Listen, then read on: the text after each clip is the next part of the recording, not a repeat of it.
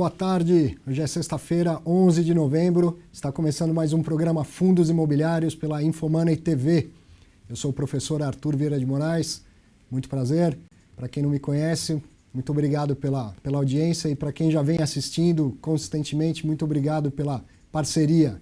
Hoje o nosso programa recebe um convidado para falar dos imóveis, dos ativos reais. Vamos sair um pouco do mundo virtual, da bolsa, das cotas e vamos olhar o que interessa para um fundo imobiliário que investe em imóveis. Vamos falar sobre os escritórios, sobre os grandes escritórios, grandes lajes corporativas, mercado de São Paulo e mercado do Rio de Janeiro. Será que é hora de comprar? Será que acabou essa crise? Já já a gente vai descobrir. Eu só quero, como sempre, dar alguns fatos, alguns destaques da semana, antes da gente começar a nossa entrevista, mas eu vou dar esses destaques bem rapidinho, porque eu quero aproveitar o nosso entrevistado aqui. Então vamos lá. Teve um fato relevante que eu vi na semana, a respeito do Credit Suisse, né? Todos os fundos, na verdade, divulgaram este mesmo fato relevante da saída do André Freitas, que é o diretor da área lá da gestão de fundos imobiliários do Credit Suisse Reding Grifo, anunciando que ele vai partir para novos projetos e que fica apenas até o final do ano lá na Credit Suisse. Então a gente torce para que ele tenha deixado um bom sucessor, tenha feito um bom sucessor e, claro, deseja que tenha sucesso nos seus novos empreendimentos. Mas é uma notícia importante para o mercado, porque o Credit Suisse é importante no mercado de fundos imobiliários, com vários dos maiores fundos imobiliários do mercado, e a gente sabe que o trabalho dele foi muito relevante na construção dessa área. Então é isso aí, sucesso para você, André Freitas, e vamos depois entender do Credit Suisse quem fica, como fica essa área de gestão de fundos imobiliários lá dentro. É só isso, eu quero aproveitar o nosso entrevistado. Então eu vou dar só o meu recado aqui, quero falar para vocês a respeito do curso que eu gravei com a Infomoney, que se chama Viva de Renda com Fundos Imobiliários, um curso voltado para a pessoa física, em que em 4 módulos, mais ou menos entre 8 e 9 horas aula, você vai aprender tudo, desde a regulamentação, o que é de fato um fundo imobiliário, até como montar a sua carteira, a diferença entre os segmentos imobiliários. Hoje vamos falar do segmento de escritórios, que é importantíssimo no mundo dos fundos imobiliários, mas são vários, né, que eles atuam. Tem o segmento de shoppings, tem os segmentos de galpões. Então tudo isso vai ser dito no curso, que pelo site da Infomoney, clicando em menu, deixa eu abrir para você conhecer o caminho para chegar até lá. Ó. Menu. Hoje a internet está pregando uma peça aqui. Ó. Cursos.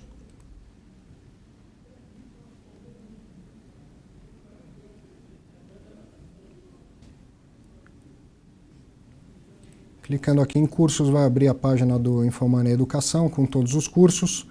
E lá você encontra, dentre vários cursos disponíveis, o nosso curso que é o Viva de Renda com Fundos Imobiliários. E por fim, no último módulo, eu falo sobre tributação, como que você faz a apuração dos seus lucros, como que faz para pagar o imposto de renda e como que faz para declaração do seu imposto de renda lá em março e abril da parte dos fundos imobiliários. Então tá aqui, ó, Viva de Renda com Fundos Imobiliários. Eu posso ser suspeito, mas recomendo fortemente. Foi um trabalho muito bem feito, com muita seriedade e que eu tenho certeza que vai te ajudar a investir com mais consciência, entender as oportunidades, entender os riscos do mercado de fundos imobiliários.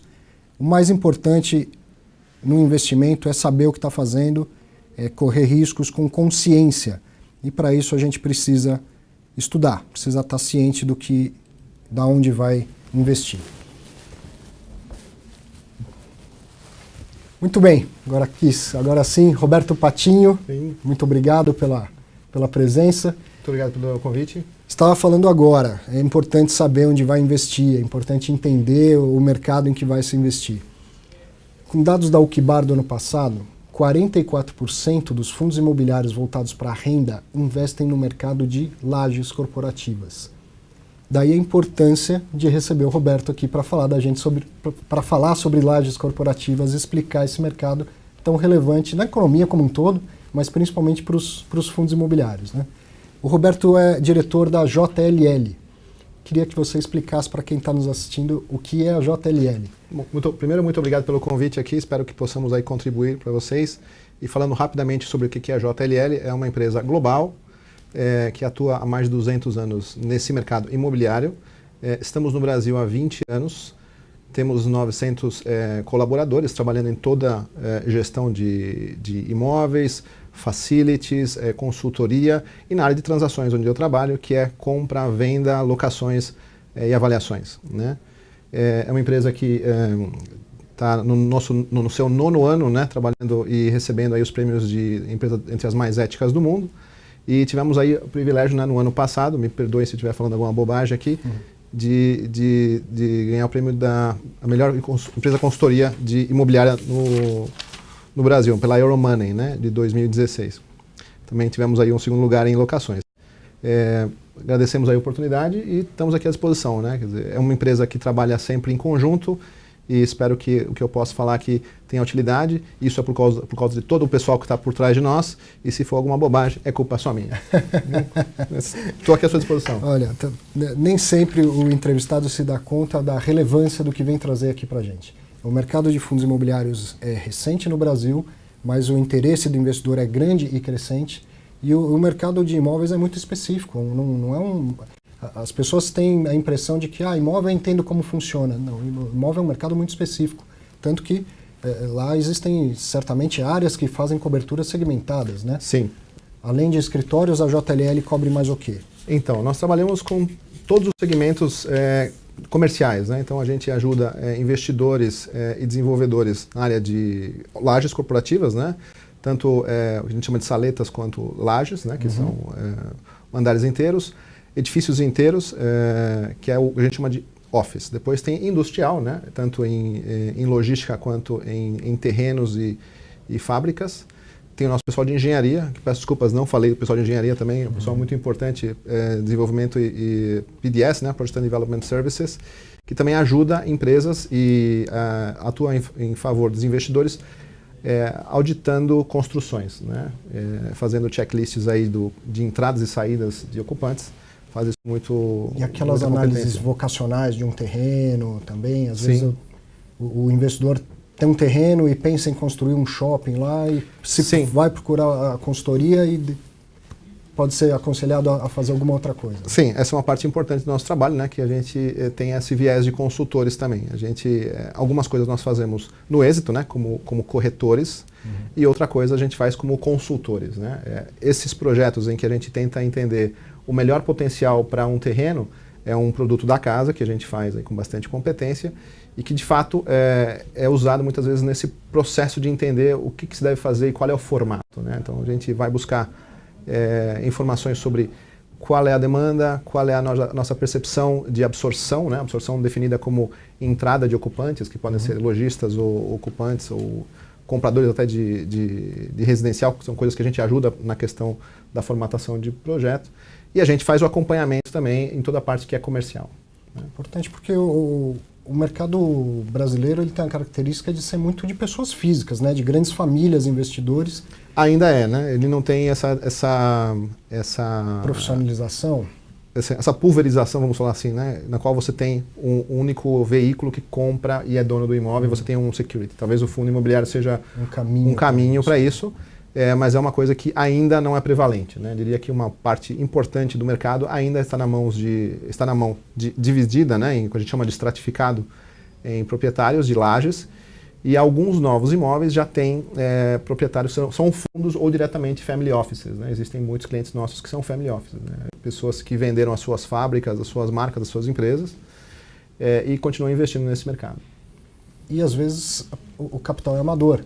O auxílio de uma consultoria pode valer muito, né, antes da decisão de investimento. Diria que sim. Tipicamente o nosso cliente ele é um cliente pessoa jurídica, né? Quer dizer, a gente tem aí tá num segmento de mercado que a gente possivelmente transaciona ativos aí de 500 metros quadrados de laje para cima, né? Todo outro mercado que aí fala de saletas e tudo mais, a gente conhece, mas a gente raramente atua. Sim, né? Não é a especialidade. Não é a nossa especialidade. Bom, apresentada a JLL, eu queria que você explicasse para quem nos assiste o que é um bom escritório. Então, os fundos imobiliários também atuam neste mesmo segmento dos grandes escritórios. Ainda não conheço nenhum que atue com salas ou saletas. O que é um bom escritório? O que o investidor tem que entender, avaliar, assim, como eu sei o que é um bom escritório? Bom, eu vou responder essa pergunta tentando usar a nossa metodologia de analisar e classificar escritórios. Né? Quer dizer, nós no Brasil olhamos uma parte pequena, né, do mercado de escritórios que se chama o A e o duplo A. Né? Para você ser um escritório duplo A, na nossa descrição, você tem que ter pelo menos 500 metros quadrados de laje e algumas prerrogativas aí de ar-condicionado, de automação, número de vagas. Depois você vai para o duplo A, que são lajes acima de 1.000 metros quadrados. Né? Sim, falando bastante resumidamente, essas informações nós temos aí depois para disponibilizar no site a nossa maneira de classificação. E também é uma coisa do nosso mundo, JLL. Né? Quando temos aí outros parceiros que trabalham nesse mercado, eles têm classificações qualitativas que de alguma forma mostram essa tendência, mas podem ter divisões diferentes. Então, a gente está falando de A e duplo A. Então, esses escritórios tipicamente são... e aí, voltando à sua pergunta do que é um bom escritório, nós estamos falando de um ativo que permita um espaço grande, né, entre pilares, que permita uma boa configuração, que não seja muito entrecortado, que ele seja razoavelmente eficiente na relação área construída e área de carpete, porque na verdade o que você precisa para a sua operação é a área de carpete, onde você tem espaço para colocar mesas, salas, computadores. A área de carpete é aquela por onde passa o carpete, né? Por onde passa o carpete. Tem uma sala de 10 metros quadrados, mas tem uma coluna no meio. Isso. Se não passa o carpete embaixo, ela não é eficiente. Exatamente. E aí é uma métrica, né, que o nosso pessoal de arquitetura pode nos falar, que quanto maior a laje, tende a ser mais eficiente a sua ocupação. Né? Você tem uma relação entre o que é o core, né, onde estão os elevadores, os shafts, a ventilação, dutos, e a área onde você pode circular com o material de escritório, e tende a ser mais favorável. Então, essa relação é importante. Né? E, claro, né, o mercado ele tem aí diversas questões. Eu acho que talvez falando sobre o que é hoje um bom escritório, nós passamos aí por um momento de superatividade, né, de construção. Então, talvez desde 2008, e tem alguns gráficos aí que depois a gente pode mostrar, que mostram um crescimento bastante acelerado da área de construção, o desenvolvimento de ativos imobiliários, e a grande maioria dos novos ativos estão nesse nível, né, o que a gente fala em inglês é o the good stuff, né, as boas coisas, que são que entram no nosso radar, que é o duplo A e o A. Então, são lajes maiores, são espaços mais profissionais e aí muito utilizando o que é uma construção com viés de um arquiteto que entende ocupação profissional. Né?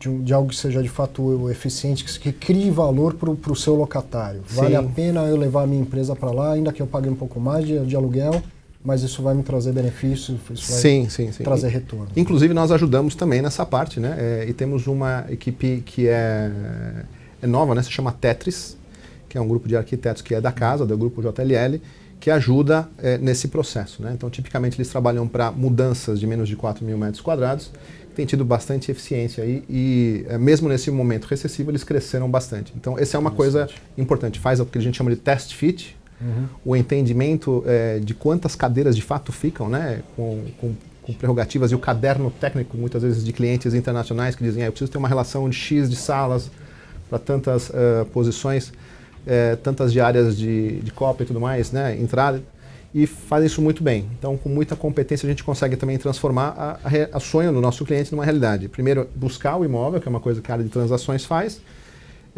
ajudar e assessorar a entrega do fit-out, que é outra parte também que muitas vezes pode ser um pesadelo. Né? Quer dizer, você sai de um espaço que é basicamente laje e você chega no seu escritório montado. Né? E o pessoal da Tetris faz esse trabalho muito bem.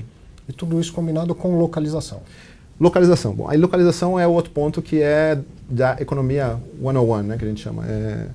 Por que o seu imóvel é melhor que o outro? Né? Tem que entender se existe uma barreira de entrada, se ele tem um zoneamento que hoje não é mais replicável, se o seu concorrente em frente tem uma estrutura societária que permite ele, ou por questões de ganhos ou por questões de perdas que ele tem, ser mais agressivo nas condições comerciais que você tem. a questão de zoneamento que te permite trafegar lá. Então, assim, um bom imóvel é um imóvel, falando, né, dentro do universo JLL, é um imóvel que ele é competitivo, que ele está ajustado no preço e ele tem demanda para ser ocupado. Quer dizer, um dos dados que você trouxe vai nos mostrar, mas saber que vai haver um grande número de entregas numa região impacta nisso que você estava falando. Eu posso ter concorrentes com necessidade de baixar preço ou com capacidade de manipular preços. Eu diria que sim, eu diria que assim, barreira de entrada, né? Barreira de entrada. Que é uma coisa que a gente vai passar a experimentar com o novo plano diretor da cidade de São Paulo, pelo menos, né? Que nós estamos aqui focados em São Paulo, e onde estão a maior parte dos fundos imobiliários com seus ativos. Ela de alguma forma muda essa dinâmica, né? Ela dificulta novos processos de aprovação, de alguma forma. E o que você já tem ainda está sofrendo, buscando o seu ocupante. Né? Que no final quem paga a conta, quem vai pagar pela locação e pagar pelo custo operacional do ativo, né? Tanto condomínio quanto IPTU. O imóvel vazio, hoje, a gente tem uma conta mais ou menos simples em função dos tamanhos que você tem. Uma regra aí simples cada 4 andares vazios que você tem, está te comendo o lucro de um andar cheio. Então tem que sair correndo para não perder isso. Ou seja, o custo é de 25% da mais ou menos receita, isso. Mais ou menos isso. Muito interessante. Agora, o investidor de fundo imobiliário, ele não necessariamente conhece o mercado. E ele se relaciona com os imóveis vendo um PDF, vendo um relatório gerencial, ele vê um monte de foto, um imóvel aqui, um imóvel ali. Como fazer essa análise? Claro que eu vou mostrar daqui a pouco um material que vocês gentilmente cederam, que vai ajudar muito nessa análise. Mas como que um investidor que não é do segmento imobiliário, ele consegue fazer essa análise? O que ele poderia tirar de um insight assim, desse tipo de informação pública? Essa é uma pergunta que a gente tem sempre, né? E muitas vezes as pessoas vêm para nos perguntar sobre isso. Inclusive tivemos clientes, investidores profissionais que nos perguntam isso, quer dizer, e nos mandatam para fazer uma análise fundamentalista de um ativo. Então falar assim, me fala qual é a sua percepção desse imóvel e o que você entende que vai acontecer no entorno.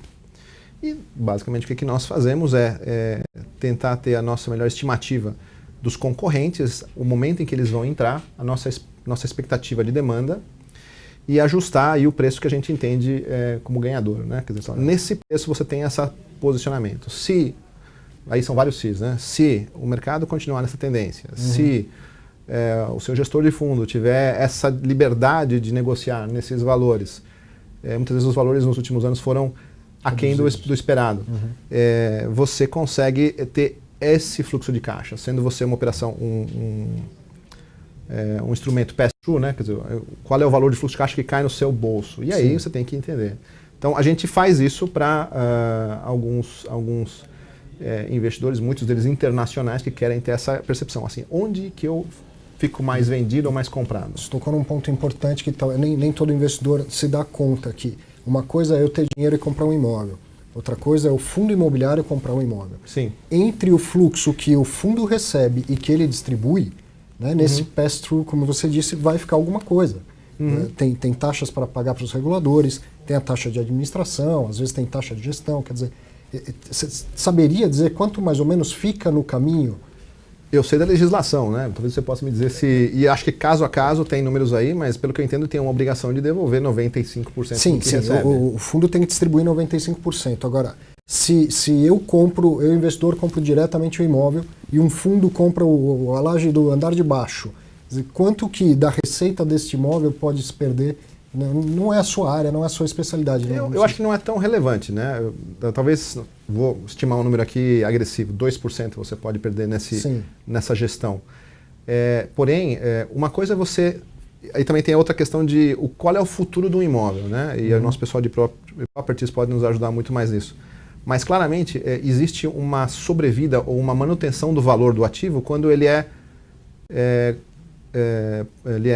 de propriedade de um bloco.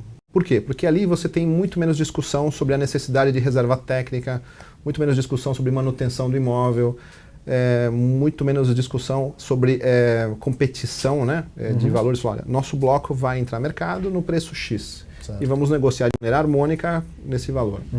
Quando você tem um concorrente seu, que ele é um imóvel que tem vários proprietários, infelizmente tem aquela guerra o dilema do prisioneiro, né? Será que meu bid está bom o suficiente para ele ficar comigo ou é do meu concorrente? Ao mesmo tempo, né, existem histórias diferentes para investidores e donos de lajes diferentes, né? Alguns deles passam por falecimentos, sucessões, alguns crescem, alguns não crescem, e aí o fluxo de caixa se torna importante. E esse pessoal sistematicamente barra a manutenção preventiva do imóvel, o que no longo prazo faz com que ele perca valor. É importante, e os fundos costumam dar essa informação nos relatórios, é importante eu saber que o fundo imobiliário que eu invisto, ele tem 100% do empreendimento, 70% do empreendimento. Ser majoritário dentro de um prédio é importante para a longevidade desse ativo como bom gerador de renda. Eu acho que os fundos imobiliários, muitos deles nesses últimos anos, têm também depurado a sua carteira, né? Num momento em que nós tínhamos bastante mais euforia do que hoje, se compravam o que era possível comprar, né? Sim. Então você tinha lajes separadas e aí as rendas estavam subindo, então a princípio não era problema, havia dinheiro sobrando, né? Com o passar do tempo, como você tem mais concorrência, passa a se tornar mais necessário uma gestão profissional. Sim. Né? E aí, claro, você começa a fazer essa questão. Será que vale mais eu participar de um bloco coordenado do que eu ser dono de uma única laje? E acho que é uma pergunta que você tem que fazer. E o mercado tem demonstrado que, pelo menos no médio ou longo prazo, uma gestão profissional tende a se pagar. Então, esses 2% aí, ele pode significar muito mais no futuro. Claro. Né? Essa é a questão. Joia. Eu tenho sempre um roteirinho aqui para a gente manter. Vou dar uma olhada na minha. Sim. Eu queria que você falasse agora para a gente sobre o Office Property Clock. Ok. O reloginho. Então, eu vou pôr aqui na tela. Muito bom. Para você explicar.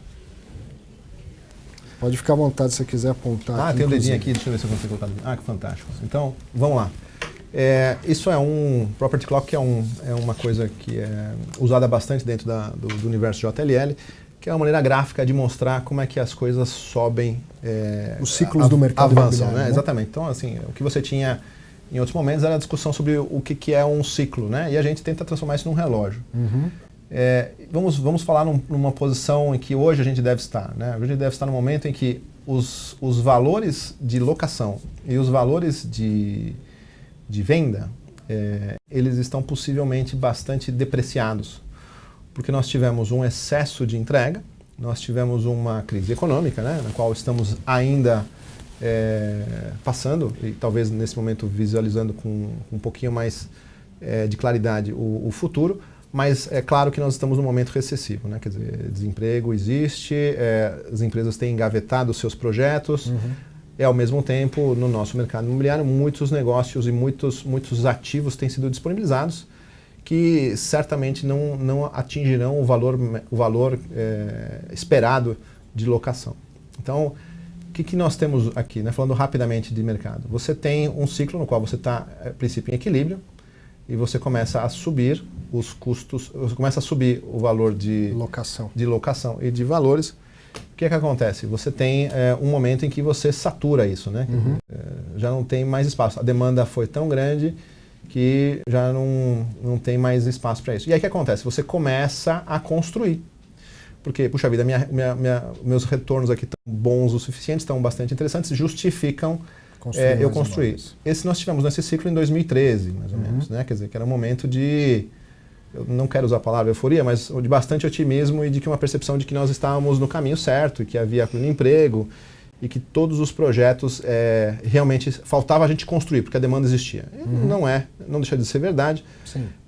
Só que os valores sempre projetaram um crescimento que não se realizou. Você passou a construir e passou também a ter demanda um pouquinho mais tímida e começa a descer. Aí vai entregando, demora 2 anos para entregar, 2 anos e meio, constrói num PIB e entrega em outro PIB. Exatamente. Né? Então, assim, construção de um edifício, tipicamente no Brasil, o nosso modelo de trabalhar com concreto é de 2 a 3 anos. Né? Em outros países você pode trabalhar num ciclo menor, mas vamos assumir que esse é o tamanho. Né?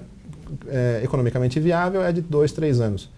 E aí você começa a ter essa demanda. Só que, claro, a oferta foi superaquecida. E aí você teve muitas entregas. E enquanto já a demanda deu uma secada, continuou a haver oferta. E nós estamos hoje num momento em que a oferta ainda é bastante superior à demanda. Em grandes números, nós temos alguma coisa como 25% de vacância em São Paulo. Né? Rio de Janeiro, por razões diferentes, tem até mais do que isso. Então, esse número parece ser um número um pouco desequilibrado. Um número equilibrado seria da ordem de 10%, talvez um pouco mais do que isso. De 10% e 15% me parece ser um número aceitável. E nesse momento é onde você pode considerar, se você tiver aí a maneira de lidar ou entender o que é vacância, porque você ainda vai sofrer vacância, você está brigando com outro, um entre 4 metros quadrados está sofrendo, ele vai querer de alguma forma ter o seu ocupante ou tentar reduzir o preço para ele manter o ocupante, mas você pode considerar uma compra aqui. Isso é o lado da esquerda aqui, né? Das 6 até a meia-noite, que a gente brinca aqui, começa a ser favorável para o proprietário. Mas que proprietário é? O proprietário que comprou nessa região. Né?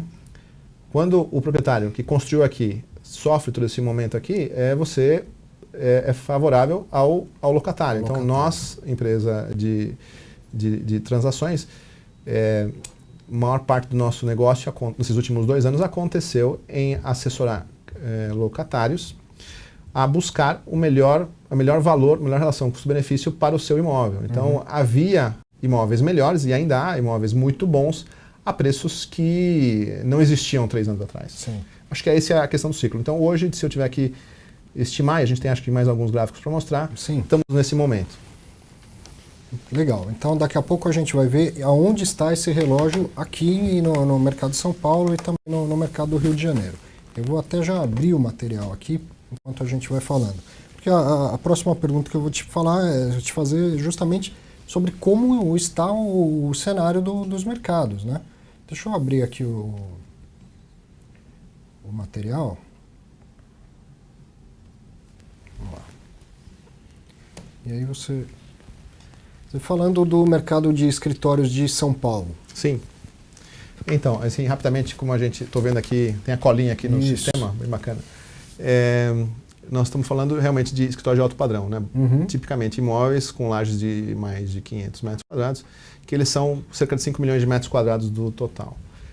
Nós tivemos uma entrega de novos espaços pequena em relação ao que já foi no passado, né? Mas até o final até este trimestre que nós estamos fechando aqui, 200 mil metros quadrados. A taxa de vacância é 1:4, 25%. Qual é a relação de mudança, né, trimestre? Mais ou menos estável, com talvez um pequeno viés aí de queda. E a gente tem aqui a chama de vacância atual e a vacância ajustada. O que é ajustada em relação à atual? E aí talvez não sei se precisa disso, mas quando a gente fala de vacância atual, a gente fala de contratos. Quando a gente fala ajustada, a gente fala de... Perdão, é o contrário. Atual, a gente fala de corpos. Ajustada é de contratos. Quer dizer, tem gente já contratando espaço que ainda não se mudou. Então...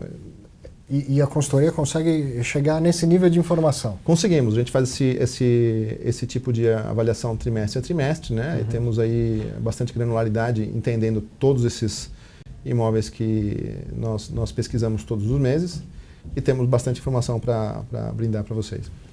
Em termos de preço, nós estamos com R$36 reais por metro quadrado por mês, sendo que esses números já foram maiores e vocês vão ver como é que eles têm. Eu queria que você explicasse um pouco essa questão das regiões nobres, secundárias e alternativas dentro de São Paulo. Vamos lá.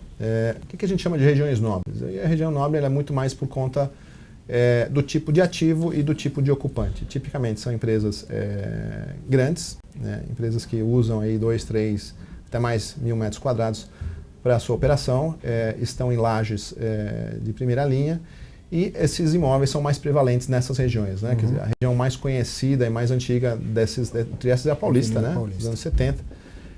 Depois nós tivemos a Faria Lima e espalhou também para Itaim, Vila Olímpia e a Berrini, que é um lugar onde tem bastante expansão acontecendo aqui. Né? Depois está indo muito aqui para, depois do que a gente chama de Shopping Morumbi, né? A região da Chucre Zaidan e depois, mais para o sul. Tem as regiões secundárias, que têm imóveis bons também, mas não é tão prevalente a existência desses ativos de primeira linha.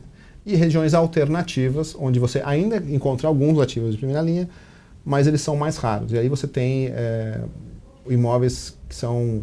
a gente chama de back office, né? Quer dizer, não são os imóveis de apresentação das empresas, são os imóveis onde você tem uma função talvez não tão nobre, mas que também atendem bem as empresas. A região nobre a gente pode entender que tem aquela questão da barreira de entrada, é mais difícil um novo concorrente, é mais difícil um terreno para entrar um novo prédio lá? Eu diria que não. Eu diria que mesmo nas regiões nobres, e em particular na região ali da Berrini, a gente tem bastantes imóveis sendo entregues. Né? Na região da Verbo Divino e Marginal, mais ainda. E eu concordo consigo, mas são imóveis muito bons ainda. A gente pode mostrar mais para frente. Então, rapidamente, em termos de perspectivas de mercado, a gente faz uma avaliação rápida, né? Quer dizer, e tenta posicionar. Estamos mais ou menos nesse ponto aqui. Certo. Está terminando o ano com...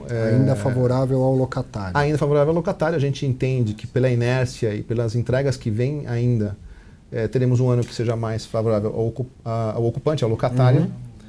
E 2018 já chegamos num ponto mais neutro, de equilíbrio. Quanto tempo vai demorar isso e em que região? Depende de região a região. E a gente pode mostrar isso mais para frente. Olha lá. Tocou o alarme das 6. Explica isso aí. Vamos lá. Isso aí é uma maneira...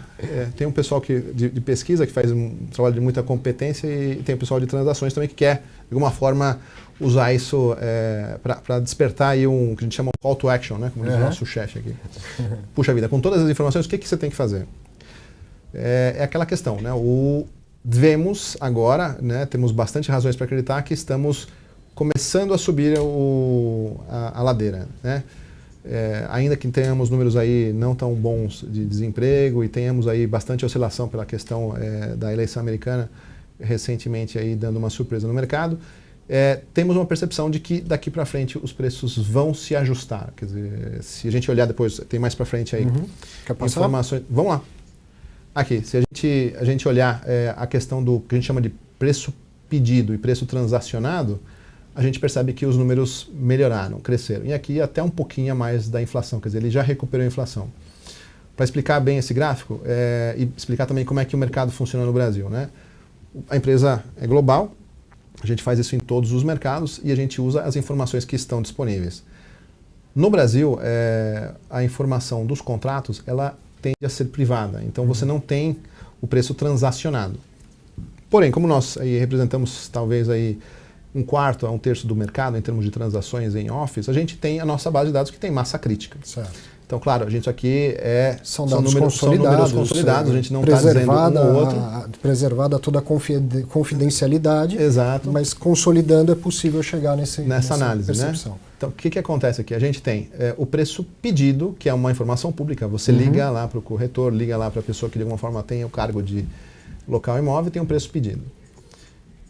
De 2014 até 2016, esse bid-ask ele aumentou. Certo. Então você tinha alguma coisa entre 25%, até um pouco mais, dependendo de outras questões que você tinha. Estou pedindo R$100 o metro quadrado, mas eu acabei fechando por 75 porque a condição estava difícil. Claro, isso aí ainda muitas vezes não está considerando, né? A gente usa, tenta separar a questão de allowance, que é você dá um enxoval, né? Dá um dinheirinho para a pessoa fazer a sua construção do espaço, como é que se chama? Descontos e carências, né?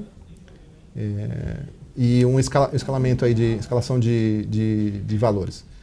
Então, essa relação ela caiu e faz com que você percebe que está mais ou menos estável o preço pedido. Certo. O preço pedido, de fato, sofreu uma perda real, né? Valores nominais se manteve, mas o preço fechado deu uma subidinha. Então, quase 10%. Quer dizer, o que mostra que os proprietários que tinham que dar os descontos já chegaram no limite do que tem e hoje eles veem um quadro mais positivo. E a demanda acontecendo. A demanda ainda está acontecendo. Acho que, deixa eu ver se eu consigo dar para frente aqui, como é que faz a mágica aqui. Então, em alguns lugares, né, você tem uma disponibilidade menor. Aqui a gente está olhando o que existia de espaços, né, e como isso tem se movimentado. Alguns lugares ainda continua alto, mas em alguns outros lugares não. Então, e a gente está olhando aqui o equilíbrio na ordem de 15%. Então, região a região, isso tem mudado e a nossa percepção, como o mercado no geral, é de que estamos em recuperação. Né? Aí tem essa matriz que a gente brinca também. Aqui a gente está tentando colocar 3 informações. Né? A gente está colocando a média de preço pedido. Aqui o tamanho do mercado, o que tem de disponibilidade e quanto é vago. Certo. Então você tem a Marginal, que tem bastante construção, área, né? Bastante estoque disponível, uma vacância alta de 36%, que é o número que está aqui, sim, né? E o seu volume, né?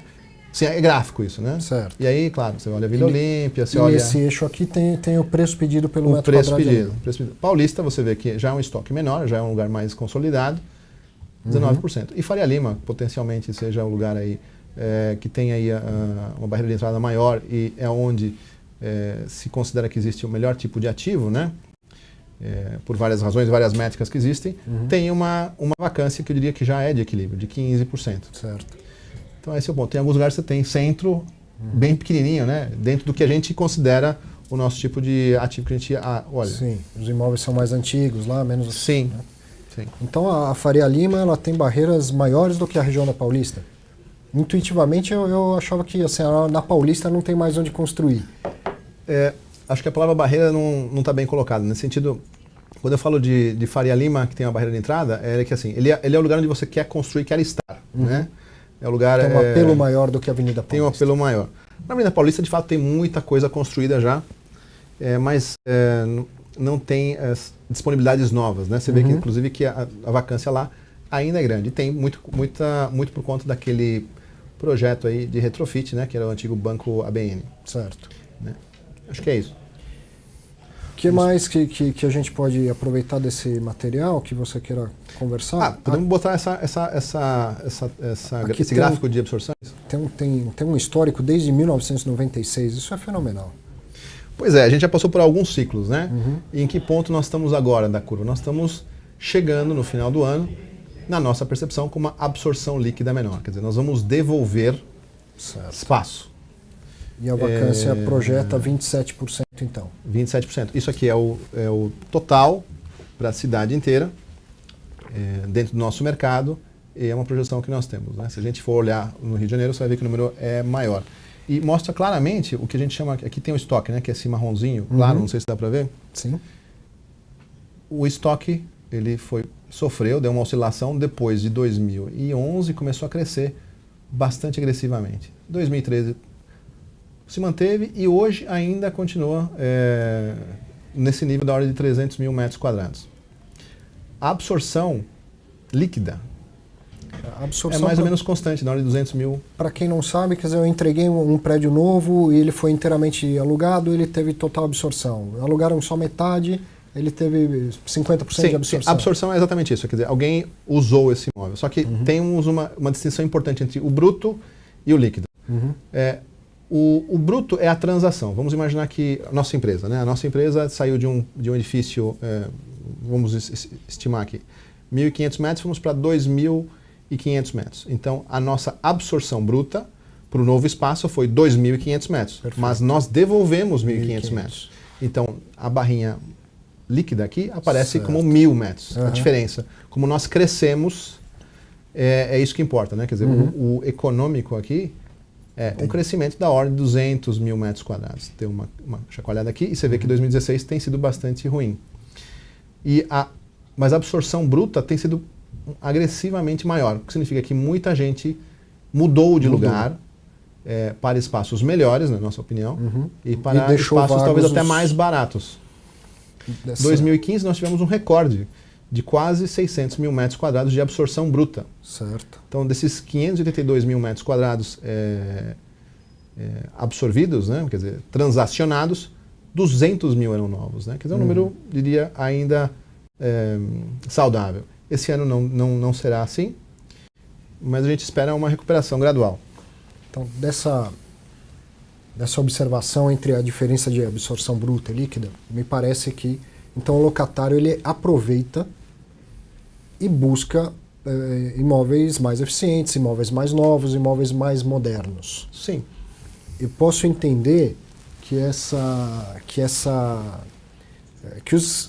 gente está tendo uma entrega talvez recorde histórica na cidade de São Paulo.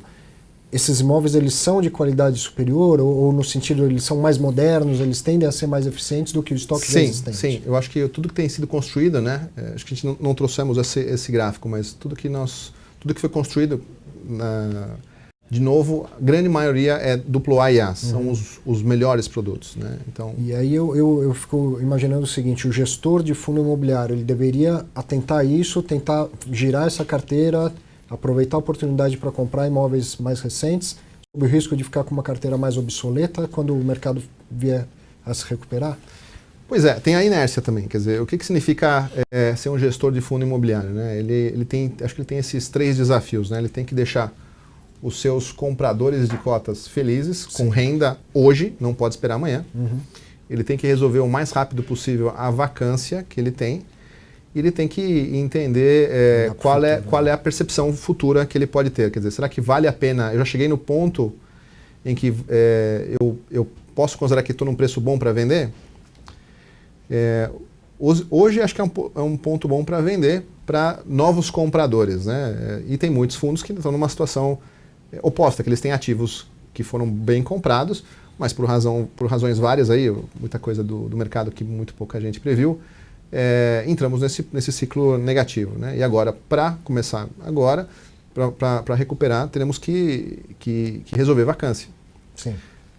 Como é que o gestor de fundo faz, né? Quer dizer, eu acho que ele tem que trabalhar muito na questão de mitigar a vacância. E, claro, né, todos eles existem apostas, né, diferentes por região, por tipo de produto, por posicionamento, por custo de manutenção, por vizinhos que você tem e atendimento aí à malha de transporte que põe um na frente do outro, mas acho que não cabe a nós dizer qual que é, né? E também, inclusive, temos que tomar cuidado que a gente não pode fazer nenhuma sugestão de comprar X versus Y. A gente fala sobre o underlying asset, né? Sobre grandes números, né? Exato. E esse último gráfico aqui, ele traz uma coisa importante, que era uma dúvida que eu tinha, uma pergunta que eu já queria fazer. Na sua opinião, e na verdade mais do que opinião, você traz dados, o imóvel de alto padrão, o escritório de alto padrão, ele é hábil a entregar um rendimento real acima da inflação? Historicamente, assim, no longo prazo, eu posso imaginar que eu vou conseguir ganhar a inflação mais alguma coisa investindo nesse ativo? Eu não sei lhe dizer se isso é óbvio, né? Mas todos que constroem querem considerar que o seu imóvel vai ter uma barreira de entrada, ele vai permitir gerar um rendimento melhor. Existem estruturas, né, até dos contratos, que exigem que você corrija pela inflação. Muitas renegociações aconteceram no passado que fizeram com que os preços caírem. Então, até mesmo sem a mudança, os preços caíram. Daqui para frente vai ser assim? Eu acho que é muito mais lei de mercado. Então, se a demanda se provar maior, se provar resistente e a oferta, como a gente percebeu aqui, ainda tem muito para ajustar, conseguir ser disciplinada e atender bem essa demanda, você vai ter gente com interesse de se manter no longo prazo, né? Porque outra coisa que é importante saber, que diferentemente de outros lugares, o proprietário ele não é responsável pelo fit out, né?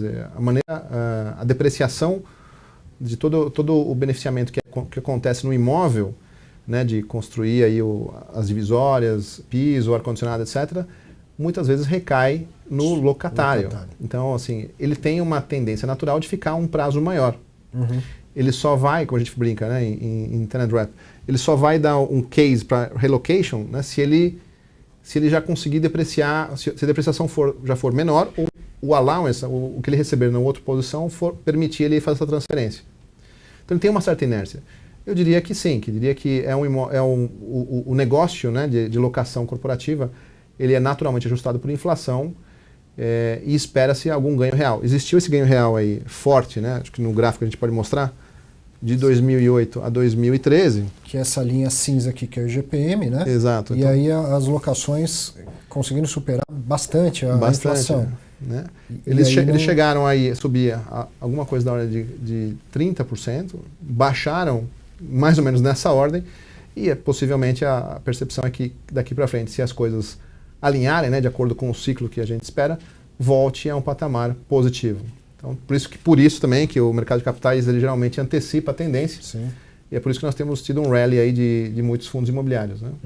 Você vê que a rentabilidade ainda é a mesma, mas tem gente querendo comprar porque está apostando nessa subida. Então, olhando para frente, quer dizer, quem faz análise, o gestor, o investidor, imagina, fico imaginando, se eu comprar agora, o reloginho bateu 6 horas, talvez uma oportunidade então de compra. E ele quer tentar projetar o seu fluxo de caixa, qual seria a sua renda. É possível imaginar, se a gente tivesse numa situação normal, digamos 10, 8% de vacância, quanto mais caro, quanto mais deveria ser o aluguel médio hoje, assim, em termos percentuais, por exemplo? A gente pode fazer uma correlação, né? Quer dizer, e aqui com o disclaimer, né, de fazer uma conta, né? Como eu estou falando, no ar-condicionado, né? Sim. No ar-condicionado e na luz aqui fluorescente. Tudo pode, né? Então vamos tentar. Quer dizer, de 2008 para 2012, você teve um aumento aí de quase 30%. A vacância chegou a bater 6%, 7%, né, nesse momento. Será que a gente vai voltar nesse ponto? Eu imagino que a gente não vai chegar nesse ponto de vacância tão baixa, mas possivelmente aí uns 10% a mais me parece razoável assumir, né? Assim, fazendo uma análise grafista aí, né? Acho que esse gráfico fica no vídeo aí, vocês podem ver. Então ele mostra essa questão de 2008 para 2012, um crescimento bastante importante. E a gente imagina que daqui para frente também exista isso. Claro que a gente não sabe qual é o tamanho e qual é a duração o tempo que vai demorar para a gente se recuperar de fato, né? Que ainda estamos esperançosos e na nossa percepção já chegamos no fundo do poço. É o momento da virada. Se a gente tiver mais um tempinho, temos 3 minutinhos. Puxa, falei demais. Falando demais porque falou coisas muito relevantes. Eu queria que você mostrasse, então, bem rapidamente um pouco do cenário para o Rio de Janeiro. Pois não. O material é o mesmo, então a gente pode até passar. Acho que você só vai dar as principais diferenças, né? Pois não. Acho que o Rio de Janeiro ele tem uma dificuldade, um desafio maior, porque o Rio de Janeiro ele é um pouco menos da metade do mercado de São Paulo. Ele teve, de fato, uma sobreconstrução percentual maior. E ele, historicamente, dependeu aí nesse tripé, que era muito importante, de petróleo, seguros e setor público, né? Então, desses 3 pilares, 2 deles estão altamente recessivos, né? No nosso gráfico aqui, a gente imagina que ainda existe mais um pouco de espaço para acomodação. E aí você vê claramente nos números que, fazendo a mesma análise que nós tínhamos discutido sobre o preço pedido e o preço transacionado, ainda existe descontos sendo feitos. E eles estão numa tendência de crescimento. Quer dizer, você percebe também, por outro lado, que os valores eram maiores, né? Sim. Rio de Janeiro sempre foi um desafio encontrar o espaço certo. Só que, claro, teve essa recessão que atingiu particularmente de maneira mais forte o Rio de Janeiro, e a queda tem sido um pouco maior. Então tem essa tendência. Aproveitando aí rapidamente, mostrando as mesmas informações de vacância, né? Quer dizer, você tem o Porto Maravilha, que tem muita vacância ainda, alguns ativos, uma região ainda a se provar. O centro, que concentra aí mais da metade do espaço disponível, ainda com uma vacância importante, e receberá novos ativos muito bons, mas que já vão ser devolvidos, né? Então, muita coisa que a Petrobras e outras empresas aí tendem a posicionar novamente disponíveis. Enquanto a projeção de vacância para o final do ano em São Paulo é de 27%, no Rio de Janeiro é de praticamente 35%. Pois é. E aí você percebe que teve uma oscilação maior, né? Que você tem a questão de absorção líquida, que foi bastante agressiva, muito agressiva, né? Comparativamente de 2011 a 2013, e desapareceu, né? Nossa. E aqui a gente está falando de devolução de quase 50 mil metros quadrados, que é importante no mercado como esse. Eu acho que é isso que nós tínhamos para falar aí. Eu agradeço desculpa, estou usando aqui o sistema mágico de vocês aqui. Então, muito obrigado, Roberto. Como eu disse, nem sempre o entrevistado se dá conta da relevância do que vem passar para a gente aqui. Essas informações são muito importantes e o conhecimento que você transmite aqui é muito grande. Eu sei que é coisa do seu dia a dia, parece que para você é o beabá. Mas para quem nos assiste é de muita relevância mesmo. Agradecemos isso. Muito obrigado pela oportunidade e por ter nos atendido aqui. Né? Ficamos à disposição e agradecemos. Se precisarem de qualquer coisa, entre em contato aí no nosso site, jll.com.br. Sim, vamos mostrar o site rapidinho, por muito favor. Obrigado. Aqui, para quem quiser, inclusive, receber esses relatórios, estão no site jll.com.br. Aí no tab pesquisa. Pesquisa. Faz lá, põe o seu e-mail e recebe os relatórios trimestrais. Olha lá o reloginho, informação gratuita e de muita qualidade, importantíssima para o investidor de fundo imobiliário, sem dúvida nenhuma. Então, Mais uma vez, muito obrigado. Muito obrigado a você. E até semana que vem, a gente vai ter um programa parecido, mais falando do setor de galpões, logística industrial. Até sexta que vem, um ótimo final de semana. Muito obrigado. Muito obrigado.